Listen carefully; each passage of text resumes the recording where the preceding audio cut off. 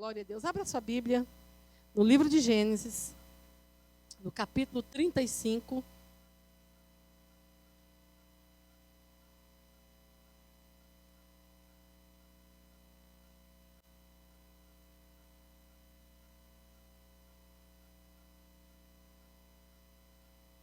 Capítulo 35, a partir do verso 1. A hora que você abrir, hoje você vai ficar em pé. Glória a Deus. E a hora que você abriu, dê um glória a Deus, daquele bem pentecostal, aquele glória a Deus que estremece o céu, aquele glória a Deus que expulsa o espírito de sono. Amém?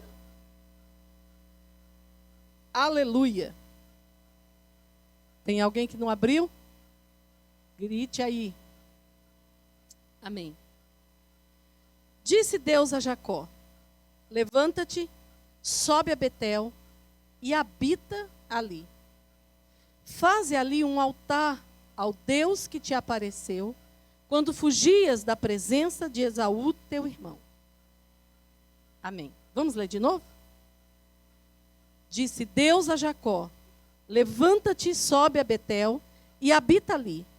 Faze ali um altar ao Deus que te apareceu quando fugias da presença de Esaú, teu irmão. Amém. Vamos orar? Pai, nós louvamos o teu nome. Nós te glorificamos, Senhor. Porque a palavra é tua. A igreja é tua. Nós somos teus. E nós nos colocamos aqui hoje na tua presença para te ouvir, Senhor. Por isso queremos clamar como igreja: fala conosco. Abre os olhos do nosso entendimento. E em nome de Cristo Jesus, que a tua palavra nessa noite, Senhor, venha produzir fruto na nossa vida. Senhor, que em nome de Jesus, não haja nenhuma ação espiritual, demoníaca neste lugar. Nós repreendemos agora espírito de sono, espírito de crítica. Nós repreendemos agora todo bloqueio, tudo aquilo que vem para bloquear a palavra de Deus, para impedir a palavra de Deus de agir. Seja agora repreendido em nome de Jesus.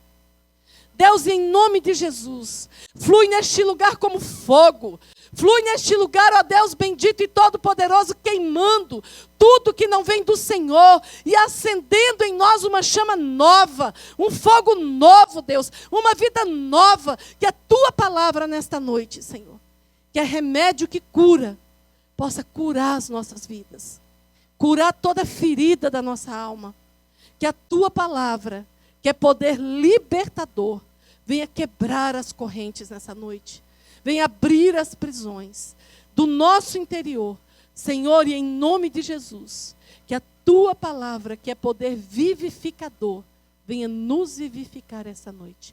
Fala conosco, Senhor, muda, Senhor, a nossa vida através da tua palavra, meu Pai, em nome de Jesus. Amém.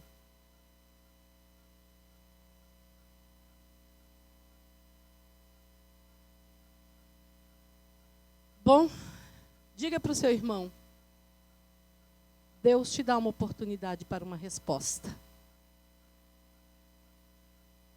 Eu sempre digo aqui que Deus não responde perguntas, questionamentos.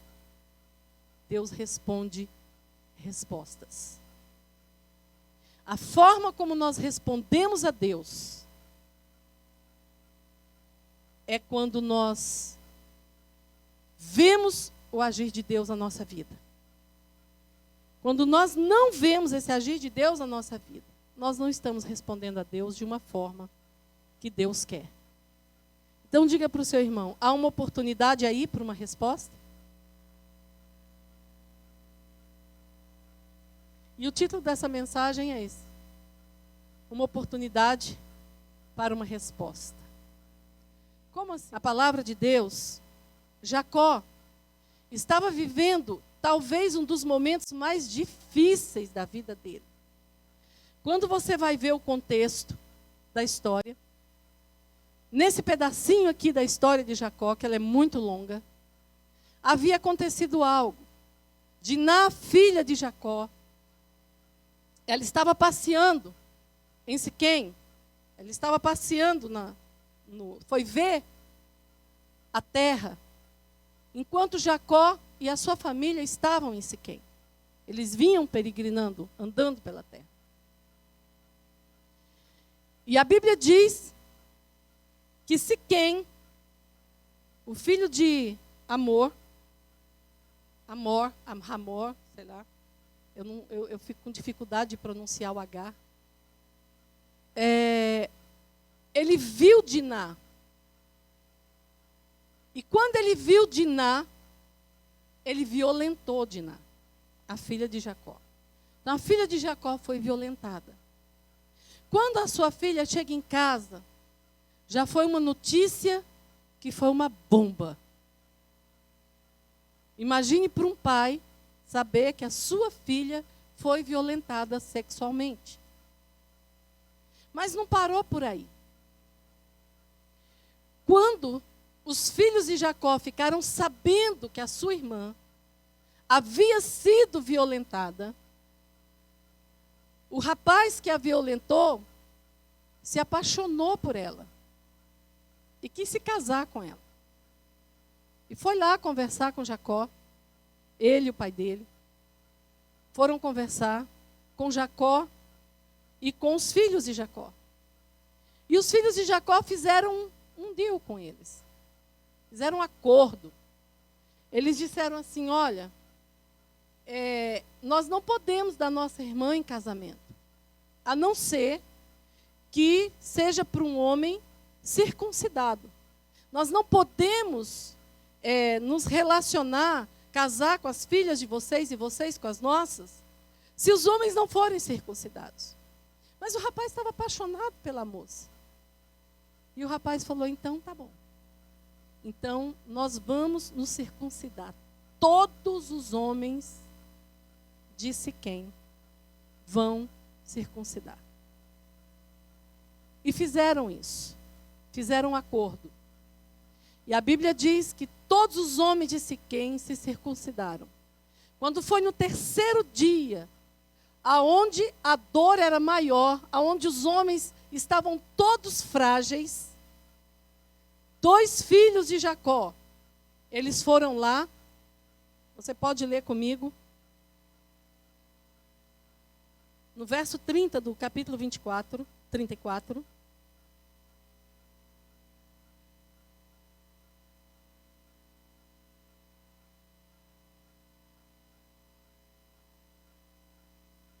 Eles foram lá e eles entraram e mataram todos os homens, 2 filhos de Jacó. E os outros entraram na cidade, saquearam tudo, pegaram as crianças, pegaram as mulheres e fizeram, vocês imaginam a arruaça que eles fizeram dentro da cidade, destruíram a cidade. Então Jacó aqui no verso 30 ele diz assim, então disse Jacó a Simeão e a Levi, vós me afligistes e me fizestes odioso entre os moradores desta terra, entre os cananeus e os fariseus, e sendo nós pouca gente, reunir-se-ão contra mim, e serei destruído, eu e minha casa. E aí eles responderam, abusaria ele de nossa irmã como se fosse prostituta? Ou seja, eles executaram uma vingança. Então Jacó, queridos, ele estava encurralado, porque o povo da terra ia se juntar para vingar aquilo que os filhos dele, que Levi e Simeão, haviam feito. Porque realmente foi uma atrocidade. E Jacó, de repente, viu tudo isso acontecer no meio da sua família. Estava tudo bem. Diga para o seu irmão, estava tudo bem. Havia prosperidade, havia dinheiro, ele estava voltando para a terra dele, né? Estava tudo muito bem. E, de repente, acontece uma fatalidade. Coisa que pode acontecer na vida de qualquer um de nós quando está tudo bem. Mas ok, ele estava vivendo esse período. Por que estava tudo bem? Jacó, ele estava descansado espiritualmente. E muitas vezes, amados, nós entramos num descanso espiritual. Parou para pensar? Parece que vai tudo tão bem, né? E nós não podemos entrar num descanso espiritual. Sabe por quê? Porque o inimigo da sua alma e o inimigo da minha alma não descansa. Ele trabalha o tempo todinho. A Bíblia diz que ele anda ao nosso derredor, rugindo como um leão, procurando quem possa tragar. Então, queridos, nessa ocasião, Jacó, ele não via saída. Era um momento de crise na família dele, na vida dele. E eu acredito que ele faria qualquer coisa para não viver esse momento de crise. Mas Deus permite a crise na nossa vida. Eu já falei aqui que no dicionário chinês, o significado de crise é oportunidade. Então, quando nós vemos a crise chegar, seja ela emocional, seja ela na família, seja ela financeira, seja ela em qual área que for da nossa vida, quando a crise chega, quando Deus permite a crise na vida do crente, é porque Deus quer dar uma oportunidade de mudança. Posso ouvir um glória a Deus? Deus quer trazer uma oportunidade para nós de mudança. Deus quer nos mostrar algo que nós não estamos enxergando. Talvez Jacó, no decorrer dos anos, ele não estava enxergando. E ele não estava se lembrando mais, com aquele fervor, com aquela, sabe, do encontro que ele teve com o Senhor. E ele teve um encontro com o Senhor. E às vezes a gente vive isso. Então diga para o seu irmão, a crise é uma oportunidade. E uma oportunidade de resposta para Deus. Deus chega aqui e ele diz assim para Jacó, primeiro ponto, a primeira coisa, Deus diz para Jacó, no meio daquela situação toda, levanta-te. Você já parou para pensar quantas vezes Deus chega para pessoas em momento de crises e diz, levanta-te? Levanta-te. Será que Deus não poderia levantar? Pode. Mas Ele quer ver uma atitude nossa. Ele dá uma ordem para Jacó. E ele diz, a primeira palavra que sai, diz assim, disse Deus a Jacó, levanta-te. Levanta-te, levanta-te do lugar aonde você caiu. E às vezes nós temos o entendimento de que cair é somente se eu cair em pecado.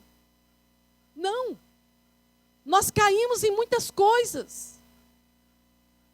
Nós caímos no nível de relacionamento com Deus. Nós caímos no nosso conceito, muitas vezes, no conceito da palavra de Deus, nós caímos dele, muitas vezes. Porque se Deus diz é assim, assim, assim, nós não podemos fazer uma curvinha. Nós não podemos cair nos princípios da palavra de Deus. E Deus diz para ele, levanta-te. Queridos, é tão interessante quando Deus chama Jeremias. E Jeremias, olha o que Deus diz para Jeremias. Jeremias 1,17. Deus diz assim, pois tu cinges os teus lombos, porque Jeremias achava que ele era uma criança. E ele achava que ele não tinha capacidade para fazer o que Deus estava mandando ele fazer. Ele diz assim, cinge os teus lombos e levanta-te. E diz-lhes tudo quanto eu te mandar. não te espantes diante deles, para que eu não te envergonhe diante deles. Deus dá uma ordem para Jeremias. Muitas vezes Deus nos manda fazer algo, nós nos encolhemos, nos achamos incapazes, achamos que nós não podemos, que nós não vamos conseguir, olhamos para as nossas limitações e temos muitas vezes medo daquilo que Deus nos manda fazer. Jeremias estava nessa situação. E a ordem que Deus deu para ele foi: você vai cingir os seus lombos, você vai se levantar, você vai até eles, você vai falar tudo o que eu vou mandar. Porque se você não fizer isso, você vai ser envergonhado diante deles. Eu peguei 3 exemplos no Novo Testamento sobre ordem de Jesus. Havia um homem deitado num leito há quantos anos? 38 anos. Quando Jesus olha para ele, Jesus diz assim: levanta-te, toma o teu leito e anda. Quantas vezes nós queremos ficar de coitadinhos, né? Ah, eu estou doente. Oh, coitado de mim. Estou tão doente. Estou esperando. Jesus está dizendo: levanta. Vamos. Porque eu já liberei a cruz para você, a cura para você na cruz do Calvário. Toma o teu leito e anda. Mas muitas vezes nós nos acomodamos porque nós não queremos tomar o leito e andar. Então, às vezes é mais cômodo. A gente não quer sair da zona de comodidade. 3 casos bem semelhantes. Atos dos Apóstolos, Paulo e o coxo de Listra. Paulo olha para ele e diz assim: levanta-te direito sobre os teus pés. E a palavra de Deus diz que ele deu um salto e ele se pôs de pé.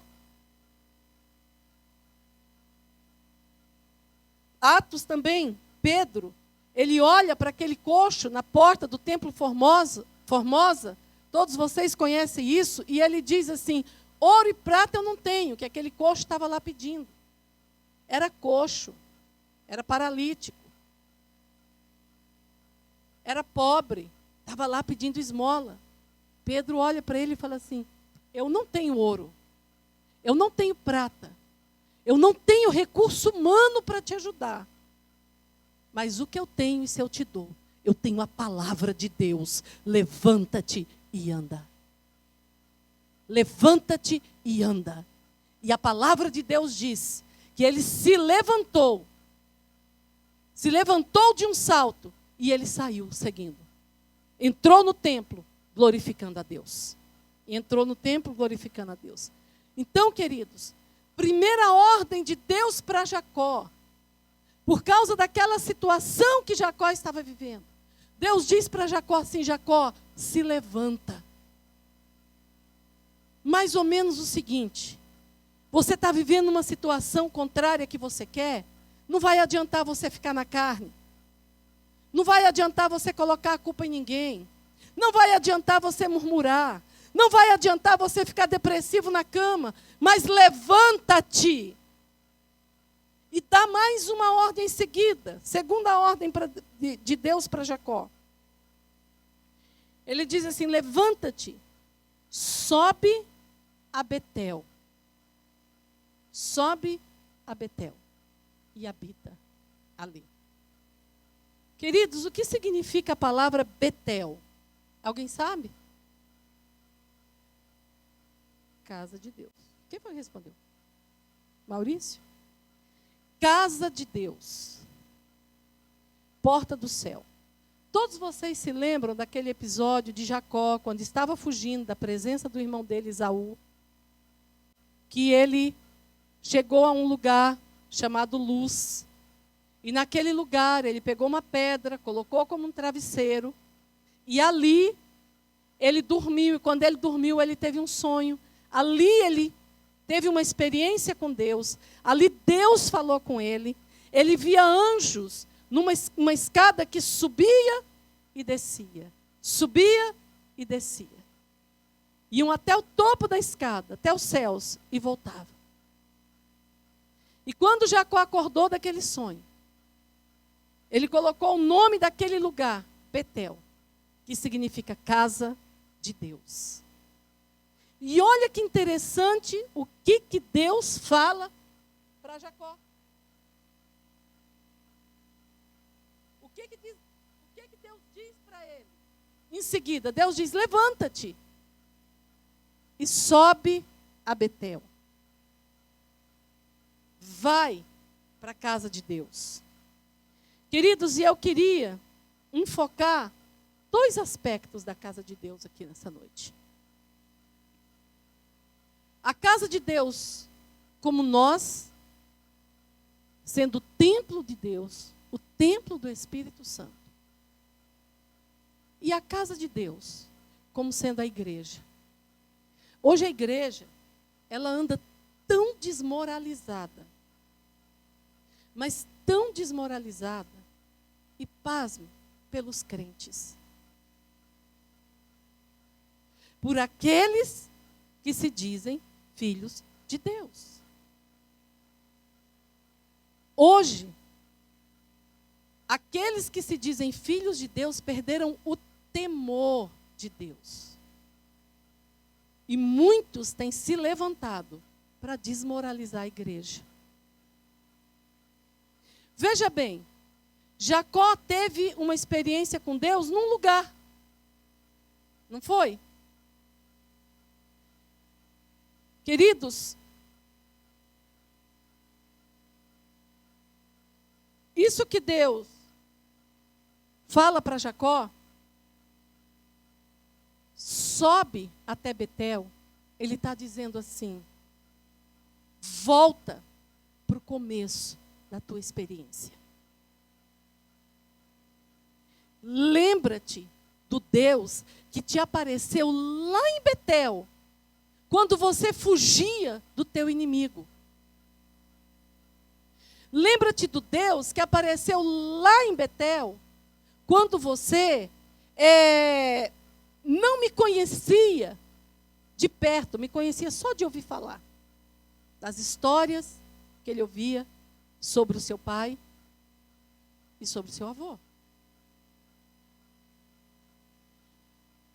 E Jacó,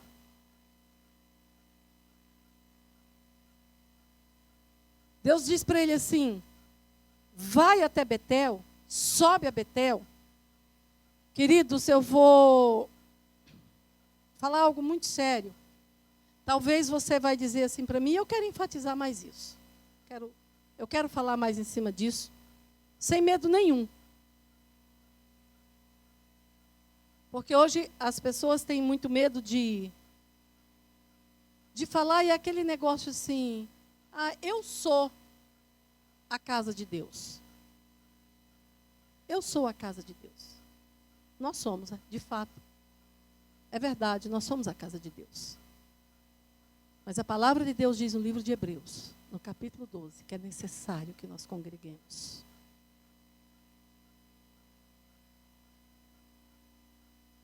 Quem não serve para conviver dentro da igreja, não serve para conviver no céu.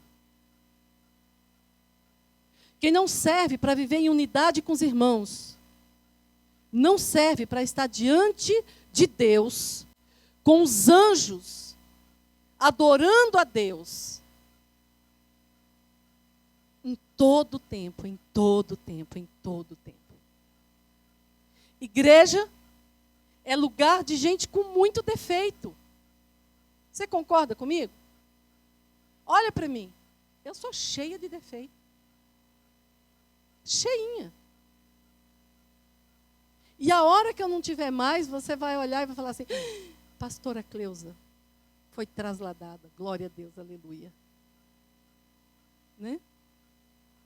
Muitas vezes, nós precisamos para a nossa vida um espelho espiritual. Para quando nós começarmos a olhar o defeito do irmão, o defeito da igreja, esse espelho mostrar para nós quem é que nós somos. Amém, queridos? Quem nós somos? Diz que o macaco, ele faz uma rodinha assim no rabo dele, aí ele senta em cima. E aí ele fica apontando para o outro macaco e dando risada. Eu nunca vi isso. Mas diz que é assim. Hoje, há testemunhos terríveis. Terríveis de crentes. Mas nós estamos na igreja para olhar para Deus. Amém, amado? Para olhar para o autor e consumador da nossa fé, que é Cristo Jesus. Jacó, ele sofreu uma decepção terrível com o tio dele, Labão. Labão mudou o salário de Jacó 3 vezes. Ele foi super decepcionado. Talvez, no meio dessa decepção dele, ele tenha desanimado de tudo. Desistido de muita coisa. Vou falar uma coisa para você. Eu já fui mais decepcionada dentro da igreja do que no mundo. A gente é. Porque nós esperamos dos outros algo que os outros não têm condição de nos dar. Nós esperamos no outro. Nós esperamos no irmão, nós esperamos no pastor fulano, no pastor Beltrano, no pastor Cicrano, né? E as circunstâncias acontecem, as coisas acontecem, e, de repente, nós nos vemos caídos. Eu não sei quanto tempo Jacó não sacrificava ao Senhor. Eu não sei quanto tempo Jacó não tinha um momento de intimidade com Deus. A Bíblia não relata. Mas Deus diz para Jacó: levanta-te e vai lá para aquele lugar aonde você viu uma escada entre o céu e a terra, e os anjos subindo e descendo, subindo e descendo, subindo e descendo. Quero dizer algo para você. É nesse lugar, é nessa hora, quando você está adorando a Deus, quando você está em unidade com seus irmãos, quando você está falando com salmos, cânticos e hinos espirituais. É nesse momento que há uma escada nos céus. É nesse momento que os céus estão abertos aqui, ó, anjos subindo, anjos descendo. E Deus diz que é na unidade que Ele ordena a bênção e a vida para sempre. Amém? É na unidade que Ele ordena a bênção e a vida para sempre. Então, queridos, quando Deus diz assim, volta para Betel, Ele está dizendo assim: Jacó, deixa de lado as tuas queixas, a tua dificuldade, a tua preguiça, o teu desânimo. Deixa de lado a tua indiferença, porque se nós não tomarmos cuidado, por causa das coisas que vão nos acontecendo, nós nos tornamos indiferentes às coisas de Deus. Não é verdade? Nos tornamos indiferentes. Nos tornamos indiferentes àquilo que a Bíblia diz e começamos a construir para nós uma igreja paralela. Eu penso assim, então eu vou agir assim. E aí, queridos, realmente nós estamos fadados. Nossa, a palavra fadados fazia tempo que eu não falava, hein? Então, esse volta para Betel. Olhe por esses dois aspectos. Volte-se para Deus. Volte-se para os princípios. Sabe? Fala sobre rever os conceitos. Deixar suas razões. Deixar as circunstâncias que existiram e que existem, que envolvem. Volta para Betel. Fala sobre nós realmente nos abrirmos para a vontade de Deus. Responde a Deus. E Deus fala isso para Jacó. Mas Deus não para aí. Deus diz para Jacó: Volta para Betel. Volta. Betel significa o quê? Casa de Deus. Volta a ter intimidade comigo. Volta a ter comunhão comigo. Volta para Betel. Volta para o começo. Volta para o princípio de tudo. Porque foi em Betel que tudo começou. Volta. Mas ele não só fala isso. Ele fala, e habita ali. Posso ouvir um aleluia? E habita ali. O que é habitar? Habitar fala de se estabelecer, fala de morar, estabelecer morada.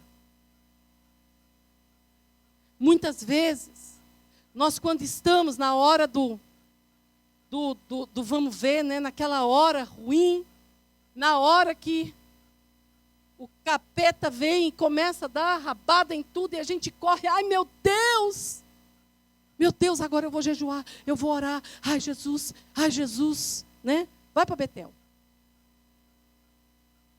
Volta para a igreja e eis-me aqui, vou fazer tudo e não sei o quê.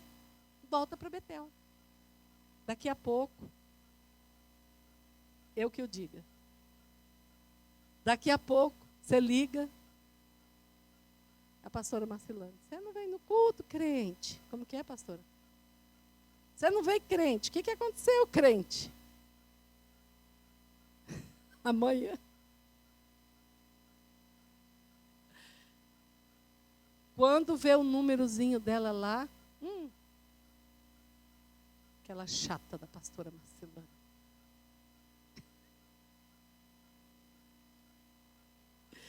Deus diz assim, volta para Betel e habita ali.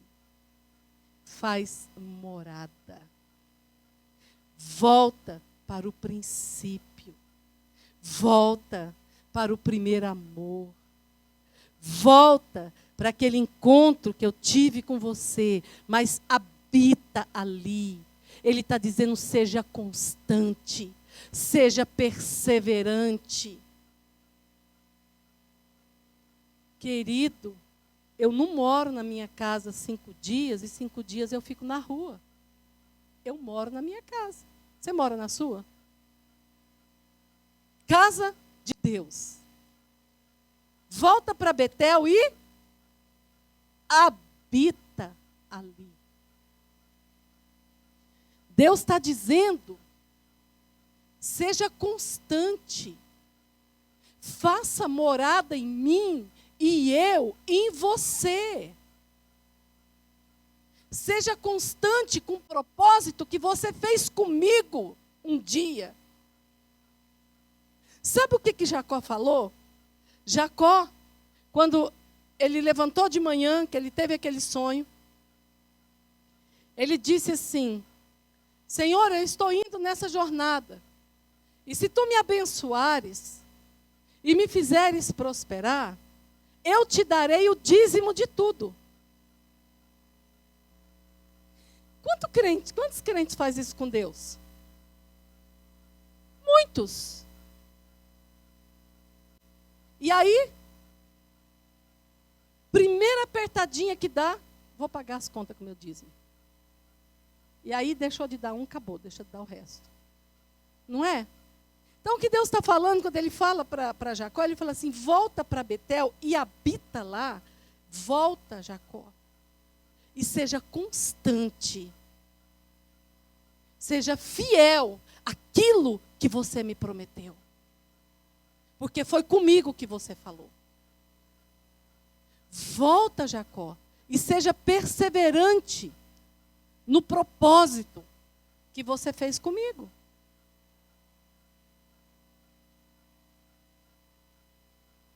Queridos, a vida com Deus é muito séria. Não é brincadeira. Eu estou tendo um certo trabalho. Domingo eu tive uma reunião, hoje eu achei que estava tudo certo, tive que ter mais uma. Nós estamos aqui no culto da manhã, no culto americano, com uma turma de músicos assim, de primeira. Eles vieram para a igreja. Mas como eles são músicos, eles querem tocar. Então, ok. Você vai ensaiando, vai sendo ministrado, o pastor Davi vai ministrando, vai orando com vocês. E no devido tempo, claro que vocês vão tocar, porque para nós é a melhor coisa. Né? Hoje o pastor Davi, ele faz o louvor sozinho com playback. Então tem um baterista, tem guitarrista, tem contrabaixo, tem violão, tem tudo que você imaginar. Você tem uma ideia? Tem um baterista formado há 35 anos na Berklee. Então, coisa assim de primeira. Mas tocam em banda do mundo. Tem algum problema eles estarem na igreja? Of course not, ele tem um lugar certinho para eles. Contei para vocês do problema que eu tive com o André Valadão, não contei? Estava tudo certo, eu desmarquei com o homem. Porque eu vi um vídeo dele tocando e cantando Frank Sinatra. Então, por que eu estou tendo esse trabalho? Porque, queridos, quando você vai ver o argumento, eu estava falando para a pastora Marcelane hoje, quando eu cheguei, que eu saí daqui hoje, quebrada com a reunião com eles. Porque o argumento deles é legítimo. Pastor, eu faço isso profissionalmente. Como é que você vai dizer para a pessoa, não faça? Mas como é que eu vou dizer para a pessoa, ok, está tudo bem, você pode passar a noite tocando no bar, cantando lá, na boate, e daí no outro dia de manhã você vem tocar louvores ao Senhor.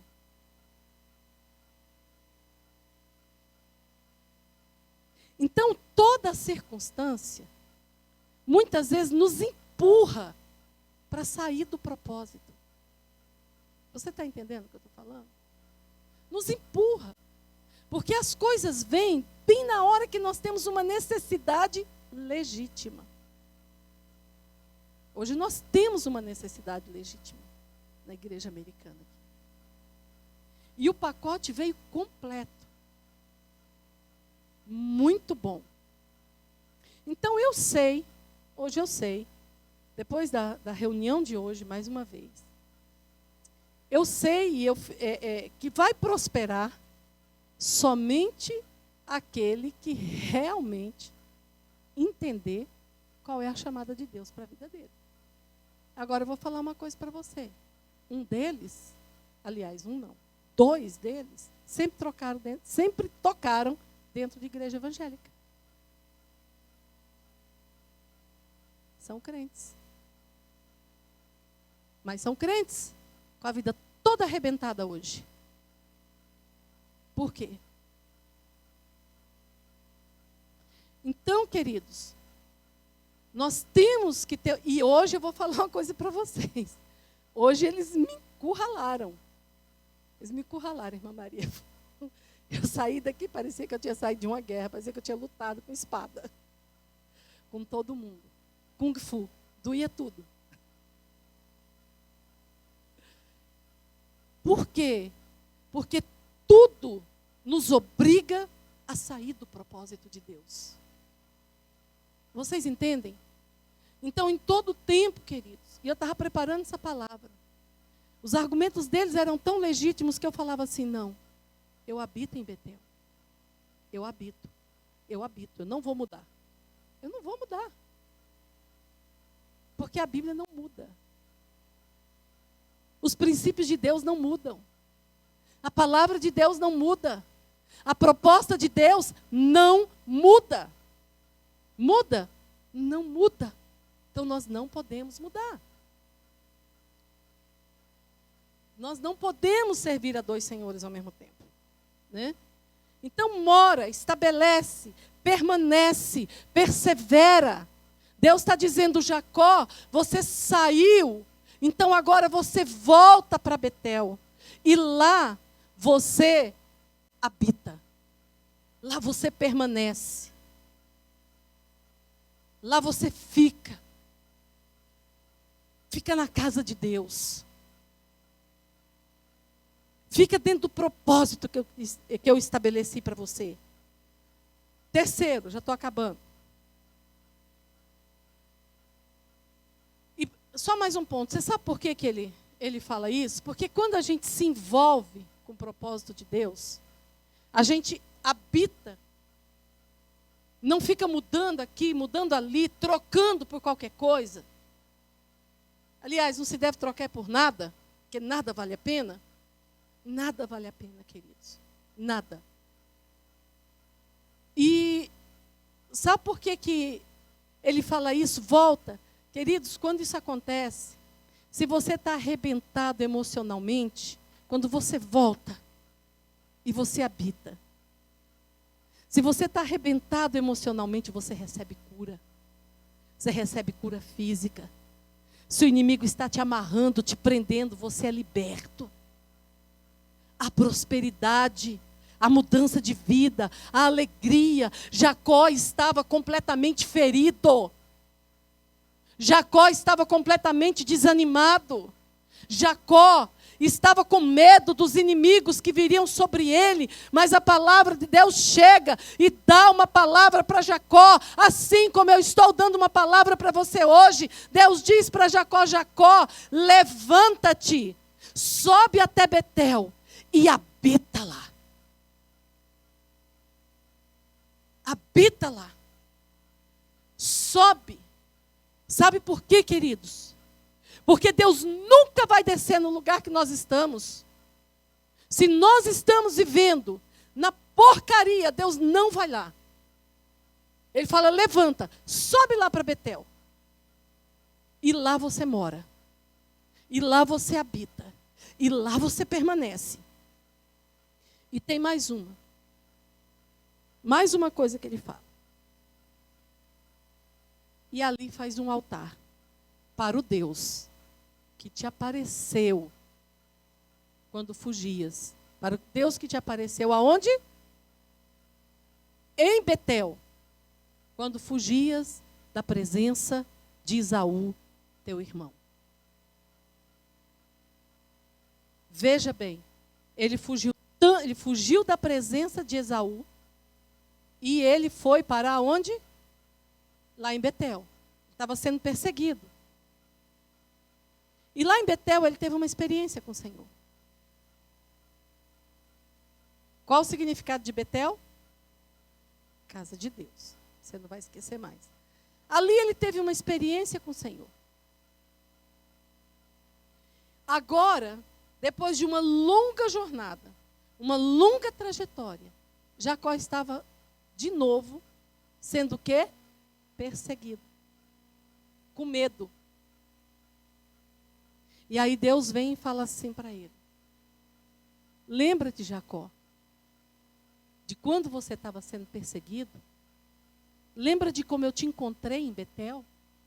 Volta para lá, porque eu quero me encontrar com você novamente. E ali você vai fazer um altar para mim. Queridos, altar fala de rendição. Rendição é você se render completamente a Deus, completamente à vontade de Deus, completamente ao propósito de Deus, completamente ao que Deus quer para mim e para você. Um altar, ele é particular, ele não é comunitário. E Deus nos chama essa noite para isso. Para construir um altar para Ele. No lugar aonde nós o conhecemos. No lugar aonde nós tivemos um contato com Ele. Não importa o que acontece. O que aconteceu na nossa jornada até aqui. Não importa o que sucedeu.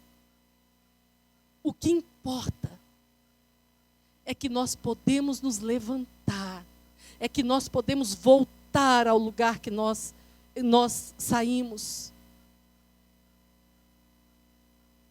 ali, fazer um compromisso com Deus, de habitar ali, de permanecer ali, de edificar um altar para Ele ali, de nos render a Ele ali.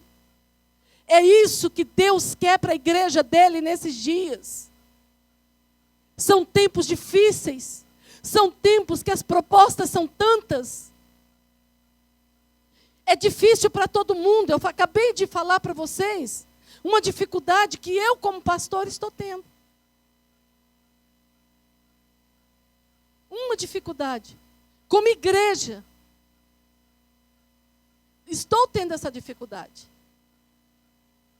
Mas eu não quero sair. Eu quero permanecer no lugar que Deus chamou. Então, se a gente precisa cantar de playback, sabe? Ou pegar antigamente, hino da harpa e cantar, não interessa, é para Deus. Né? Não é para alegar para a plateia, não é para alegrar o homem. O louvor é para Deus. A adoração é para Deus. Importa que Deus receba.